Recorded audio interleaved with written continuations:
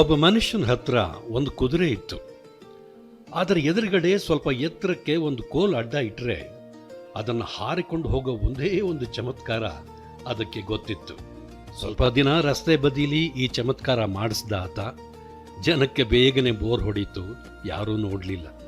ಇಂಥ ಕುದುರೆಗಳನ್ನು single trick pony ಅಂತಾರೆ. ಕೃಷಿರಂಗದಲ್ಲೂ ಅಷ್ಟೇ, ಸಿಂಗಲ್ ಟ್ರಿಕ್ ಕೆಲಸ ಮಾಡೋದಿಲ್ಲ.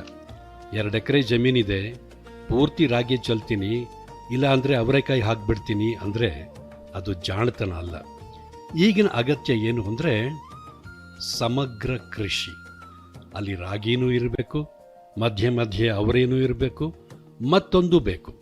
ಒಂದು ಮೂಲೆಯಲ್ಲಿ ಹಸುಗಳನ್ನು ಕಟ್ಟಿ ಸಾಕಿ ಹಾಲನ್ನು ಡೇರಿಗೆ ಹಾಕ್ಬೋದು, ಇನ್ನೊಂದು ಮೂಲೆಯಲ್ಲಿ ಒಂದಷ್ಟು ಕೋಳಿ ಸಾಕ್ಬೋದು, ಮತ್ತೊಂದು ಕಡೆ ಕೃಷಿ ಹೊಂಡ ಮಾಡಿ ಮೀನುಗಳನ್ನು ಕೂಡ ಬೆಳೆಸ್ಬೋದು. ಹೀಗೆ ಅವಕಾಶ ತುಂಬ ಇದೆ.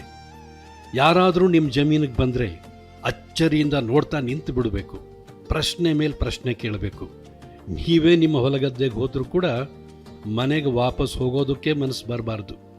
ಅದೇ ನೋಡಿ ಸಮಗ್ರ ಕೃಷಿಯ ಸ್ವಾರಸ್ಯ.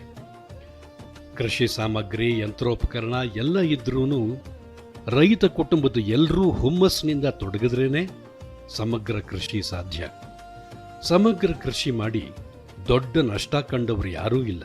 ಯಾಕೆಂದರೆ ಒಂದು ಜಮೀನಿನಲ್ಲಿ 2-3 ರೀತಿ ಬೆಳೆ, 1-2 ಉಪಕಸಬು ಎಲ್ಲ ಇದ್ದಾಗ ಒಂದು ವಿಫಲ ಆದರೆ ಉಳಿದವು ಕೈ ಹಿಡಿಯುತ್ತವೆ.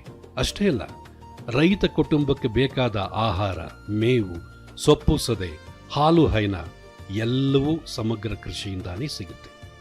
ಸಮಗ್ರ ಕೃಷಿಯಿಂದ ಸಮಗ್ರ ಪೀಡೆ ನಿರ್ವಹಣೆ, ಸಮಗ್ರ ಪೋಷಕಾಂಶ ನಿರ್ವಹಣೆ, ಸಮಗ್ರ ಬೆಳೆ ನಿರ್ವಹಣೆ ತಂತಾನೇ ಸಾಧ್ಯ ಆಗುತ್ತೆ. ಸಮಗ್ರ ಕೃಷಿಯಲ್ಲಿ ಬೆಳೆ ಆಧಾರಿತ ಸಮಗ್ರ ಕೃಷಿ, ಜಾನುವಾರು ಆಧಾರಿತ ಸಮಗ್ರ ಕೃಷಿ, ಅರಣ್ಯ ಆಧಾರಿತ ಮತ್ತು ತೋಟಗಾರಿಕೆ ಆಧಾರಿತ ಸಮಗ್ರ ಕೃಷಿ ಪದ್ಧತಿಗಳು ಇವೆ.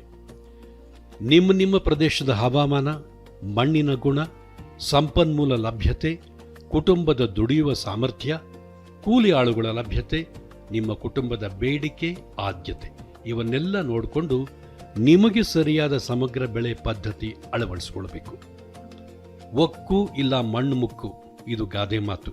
ಅದನ್ನು ಒಂದು ಸ್ವಲ್ಪ ಬದಲಾಯಿಸೋಣ. ಸಮಗ್ರವಾಗಿ ಒಕ್ಕು ಇಲ್ಲ ಮಣ್ಣು ಮುಕ್ಕು.